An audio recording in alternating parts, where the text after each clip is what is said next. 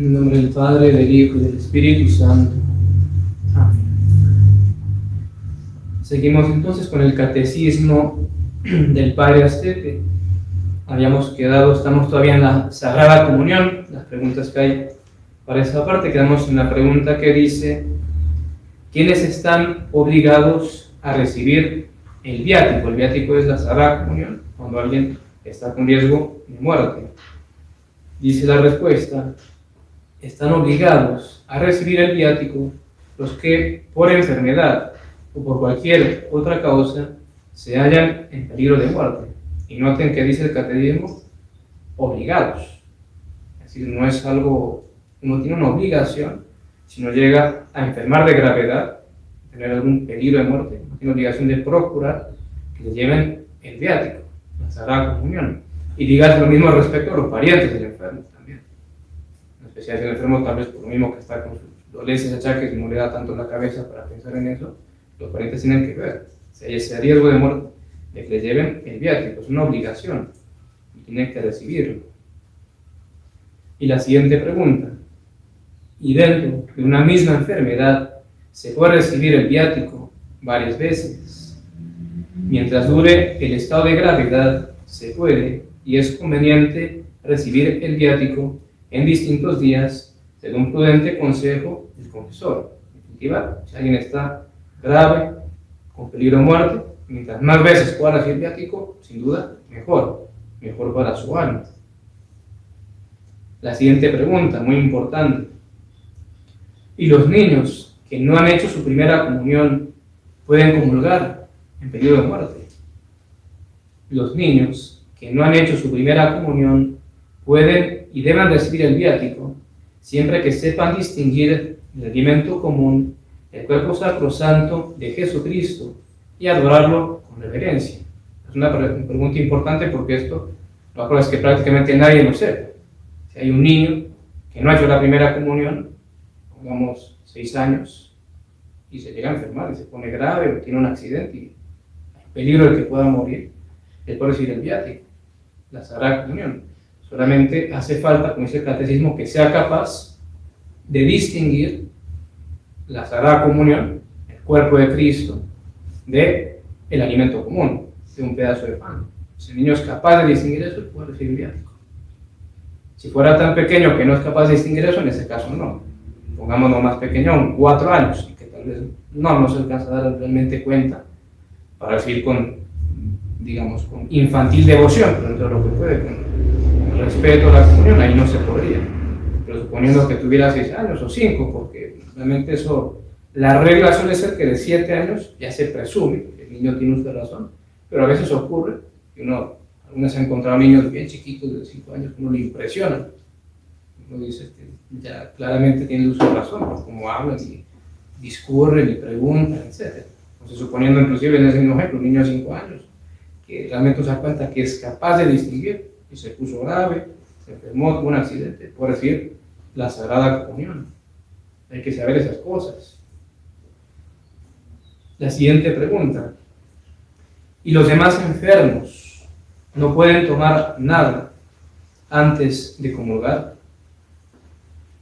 Los enfermos que llevan un mes de cama sin esperanza cierta de pronta mejoría pueden tomar 1 o 2 veces por semana algún alimento líquido, alguna medicina antes de comulgar, conforme al prudente consejo del confesor. No olvidemos que este catecismo del siglo XVI, y esta es la disciplina antigua del ayuno eucarístico. Papa Pío II después lo vino a mitigar. Esto, según la antigua norma, actualmente vige lo que dispuso el Papa Pío XII, y para los enfermos él lo mitigó. Realmente antes era mucho más riguroso el ayuno eucarístico. Realmente es muy triste pensar que los católicos a lo largo de los siglos los hemos ido haciendo más blandengues, si quieren, más flojos. Han tenido que ir mitigando siempre las prácticas. Uno va, 5 siglos atrás, ayunaban toda la Cuaresma, el ayuno eucarístico que veíamos ayer, que era antes, actualmente son 3 horas antes de la Sagrada Comunión, nada de sólidos ni bebidas alcohólicas, 1 hora el resto de las bebidas, y antiguamente el ayuno eucarístico, para que yo pudiera recibir la Sagrada Comunión, antes de esa disposición de Pío XII, que es del año 57, digamos, es relativamente reciente, antes de esa disposición, para poder comulgar, uno desde la medianoche anterior no podía comer nada ni beber nada, ni siquiera agua. Pío XII lo mitigó y el agua no rompe el ayuno. Puede tomar agua en cualquier momento, aún antes de comulgar inmediatamente, y podría comulgar, no rompe el ayuno eucarístico que exige la Iglesia. Entonces también con los enfermos se mitigó. Al principio los enfermos que no estaban graves tenían que tener, digamos, un cierto ayuno o con el prudente consejo del confesor, podrían tener una especie de dispensa. Y Pío XII lo mitigó, los enfermos, digamos, no deben tener las 3 horas de ayuno, digamos, de los alimentos comunes, como el resto, las bebidas alcohólicas, pero las medicinas, medicamentos no les rompen, así sean sólidos, el ayuno.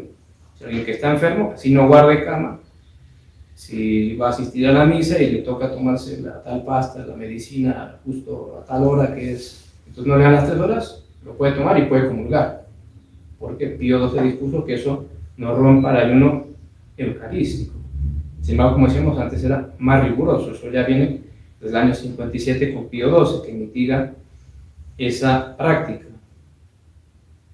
La siguiente pregunta, que tiene que ver con lo mismo: ¿a quiénes más se extiende este privilegio?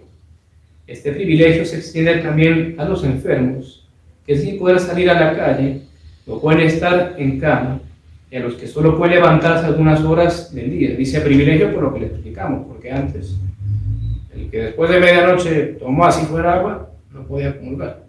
Y estaba previsto que los enfermos, en ciertas condiciones, según el confesor, podían tomar algo y recibir la Sagrada Comunión. Como ya aclaramos actualmente, ya está mitigado eso, aún para los mismos enfermos. Las medicinas, así sean sólidos, una pasta, no rompe el ayuno. Y la siguiente y última pregunta por el día de hoy: ¿pueden los fieles comulgar con mucha frecuencia y aún todos los días? ¿Pueden los fieles comulgar con mucha frecuencia y aún todos los días? Porque es voluntad de Cristo y de la Iglesia, siguiendo en todo el consejo del confesor. De hecho, actualmente, modernamente, esa ya es la costumbre. Cuando se escribió este catecismo del siglo XVI, en esas épocas, no era costumbre la comunión diaria. De hecho, no era raro que comulgaran muy poco la mayoría de las personas, según las costumbres. Eso va variando. Ya modernamente ya se ha impuesto más la comunión bastante frecuente, inclusive diaria. Y por supuesto que, como dice bien la respuesta, es la voluntad de Cristo y de la Iglesia, porque siempre que yo tenga las disposiciones necesarias, mientras más comulgo, me santifico, me hace mucho bien a mi alma. Y pues es bueno comulgar. Eso sí, teniendo siempre las disposiciones necesarias, estado de gracia. Comulgar con pecado mortal es sacrilegio, y querer agradar a Dios, amar a Dios y acercarse con fervor y devoción a recibir la Sagrada Comunión, lo mínimo que se requiere para que el sacramento le haga a uno mucho fruto en el alma. En todo caso, dejamos ahí, Dios mediante. Mañana veremos qué más nos enseña el catecismo sobre la Sagrada Comunión. Ave María Purísima. En nombre del Padre, del Hijo y del Espíritu Santo.